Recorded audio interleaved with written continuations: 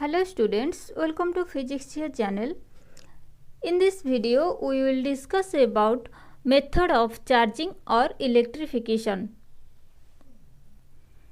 आमे electrostatics chapter cover करि सारिचे description रे सब लेक्चर रो लिंक अछि जहार जोटा डाउट अछि लिंक रे जाई क्लियर हो जाओ. ओके, मेथड ऑफ चार्जिंग और इलेक्ट्रिफिकेशन गोटे 3 मार्क क्वेश्चन जोटा कि बोर्ड एग्जाम रे आसी थाए कि को मेथड रे आमे एक अनचार्ज्ड बॉडी बा न्यूट्रल बॉडी को चार्ज करि परिबा.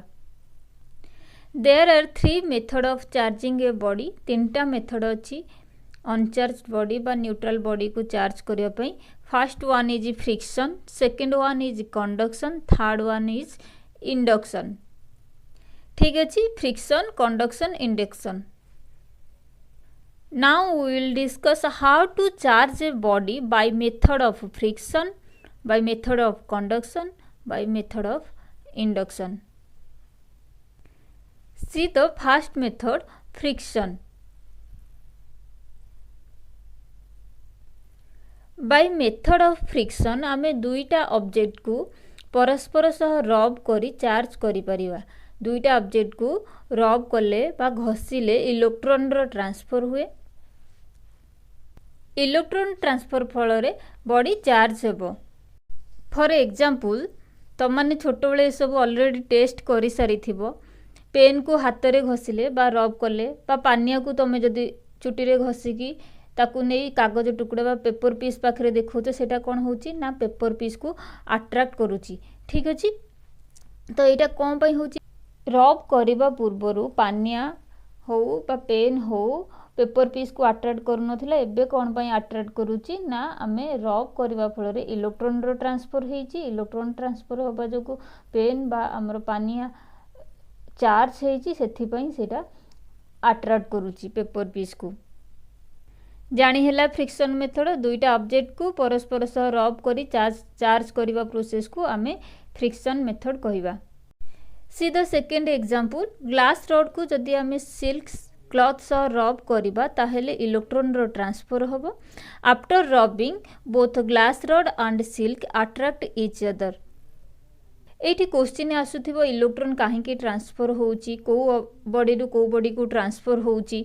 देन आमे को ऑब्जेक्ट को बा को बॉडी को पॉजिटिव चार्ज बॉडी कहिबा, काहा को नेगेटिव चार्ज बॉडी कहिबा.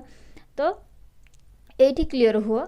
आमे जानिचे कि every matter made up of atom, atom रो आउटर मोस्ट सेल रो इलेक्ट्रॉन न्यूक्लियस सह लूजली बाउंड होई थांती. एक्स्ट्रा एनर्जी पाइले इलेक्ट्रॉन एटम रो रिमूव होई जाए.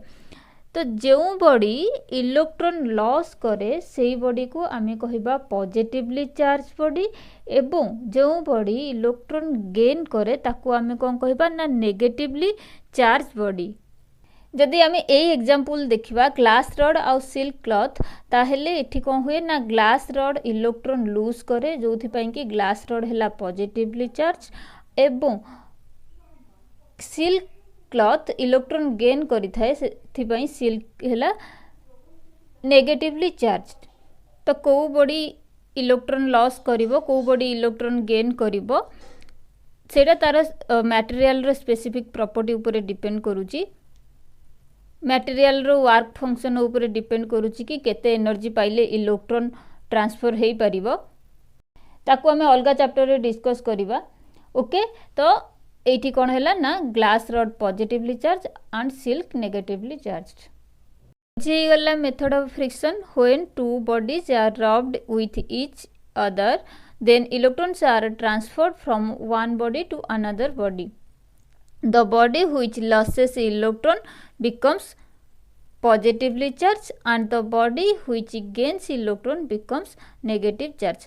जेतबेले दुईटा बॉडी को रब करूचे देन इलेक्ट्रॉन ट्रांसफर होची. जो बॉडी इलेक्ट्रॉन लॉस करूची सेटा पॉजिटिवली चार्ज बॉडी एवं जो बॉडी इलेक्ट्रॉन गेन करूची ताकू हमें negatively charge body कहिबा.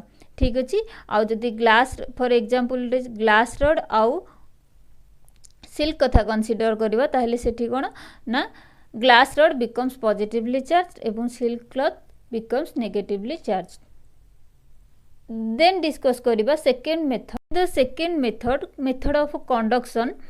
It is the process of electrification due to physical contact of a charged body with an uncharged body.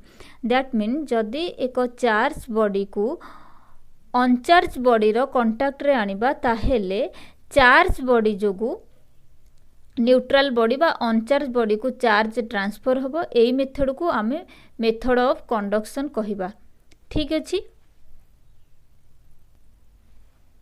तो जदि चार्ज बॉडी पाखरे अनचार्ज बॉडी बा neutral body गोटे रखिबा ताहेले कोन ना चार्ज ट्रांसफर होबो।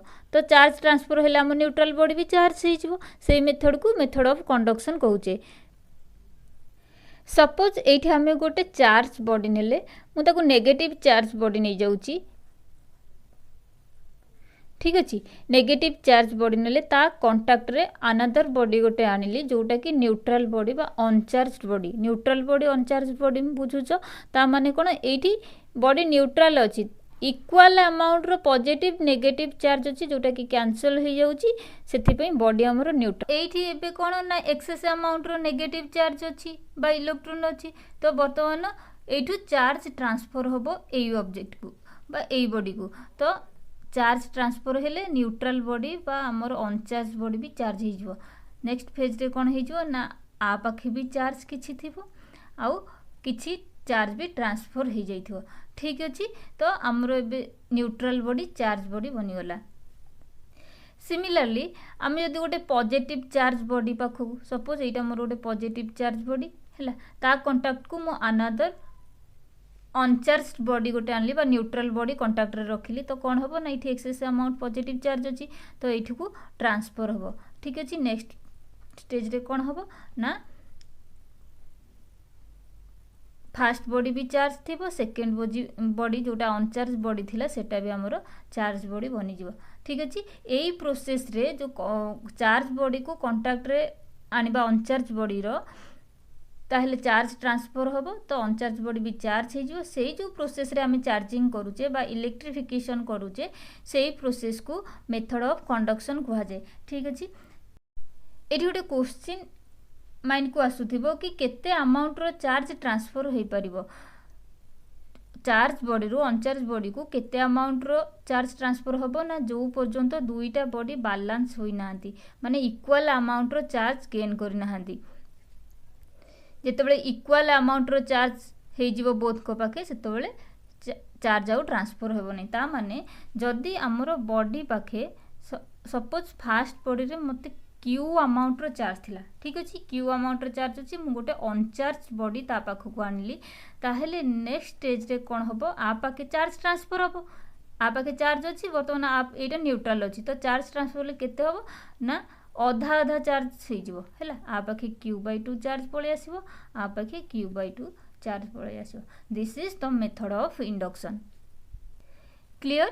When a charged body is kept in contact with an uncharged body, then similar charge developed in the uncharged body. एठी negative charge अछि बोली नेगेटिव चार्ज ट्रांसफर होछि एठी excess amount positive charge अछि so positive charge transfer होछि clear. Then discuss करिबा third method of charging method of induction. It is the process of electrification without physical contact of charged body with an uncharged body. ये देखो without physical contact ता माने एई method रे आमे गोटे uncharged body बा neutral body को charge body रो contact रे न आनी भी चार्ज करि परिबा।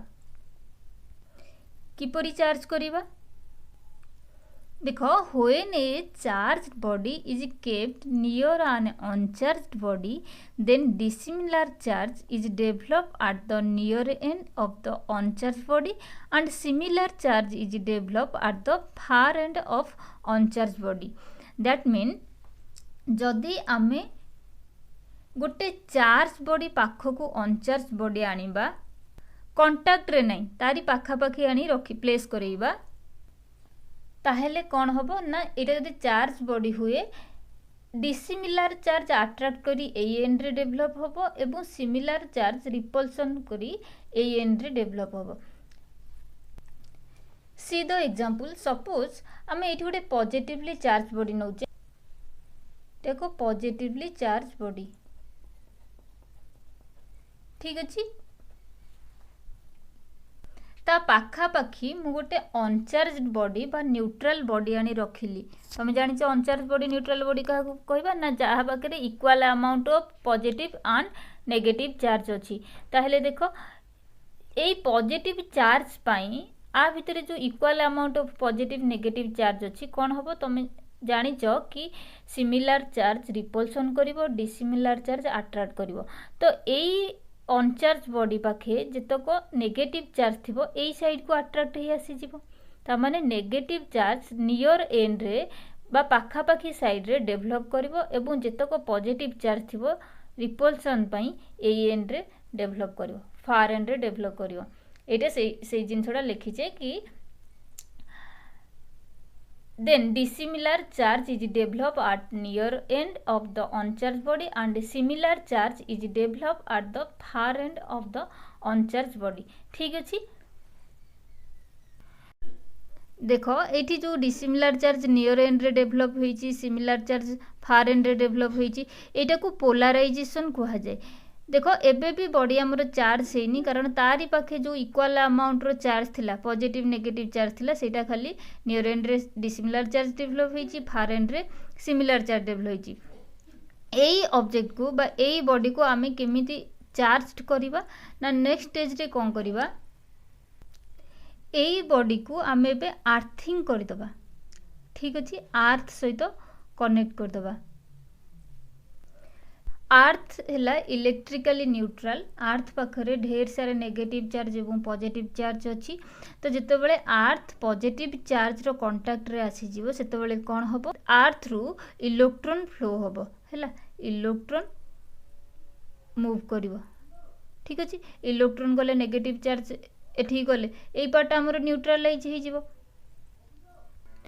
तो बॉडी आमर ए पार्ट न्यूट्रलाइज हो गले तो बॉडी आमर कंप्लीटली नेगेटिव चार्ज बॉडी हो गला ठीक अच्छे विदाउट कांटेक्ट रे भी आम एमती बॉडी को चार्ज करि परिबा सी अनदर प्रोसेस ए मेथड ऑफ इंडक्शन रे अदर वे रे आम केमिति ऑब्जेक्ट को चार्ज करि परिबा सपोज आम पाखे दुईटी न्यूट्रल बॉडी अच्छी कांटेक्ट रे दुईटी अनचार्ज बॉडी बा न्यूट्रल बॉडी कांटेक्ट रे रखीचे ठीक अच्छी ता माने ए बोथ बॉडी पाखरे इक्वल अमाउंट रो पॉजिटिव चार्ज और नेगेटिव चार्ज अच्छी जदि मु सेई पाखापाखी गोटे चार्ज बॉडी पाखरे आनी रखिली हैला कांटेक्ट रे नाही सेई पाखापाखी गोटे चार्ज बॉडी रखिली सपोज मु एटा नेगेटिव चार्ज बॉडी नहीं जाउची एई बॉडी पाखे जो इक्वल अमाउंट रो पॉजिटिव नेगेटिव चार्ज अच्छी तो नियर एंड रे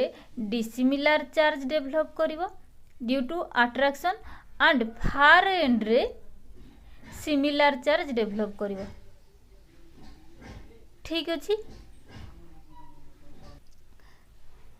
नेक्स्ट स्टेज रे जदि आमे एई दुईटा ऑब्जेक्ट को सेपरेट करि दबा ताहेले कोन हे जिवो ना एई ऑब्जेक्ट मोर पॉजिटिव चार्ज बॉडी रही जिवो आउ एई ऑब्जेक्ट नेगेटिवली चार्ज्ड बॉडी रही जिवो मेथड ऑफ इंडक्शन प्रोसेस रे विदाउट कांटेक्ट रे भी आमे बॉडी को एई भली चार्ज करि परिबा ओके पढ़ा पढ़ी ठीक से करू थाओ नेक्स्ट क्लास रे कनेक्ट होबा थैंक यू।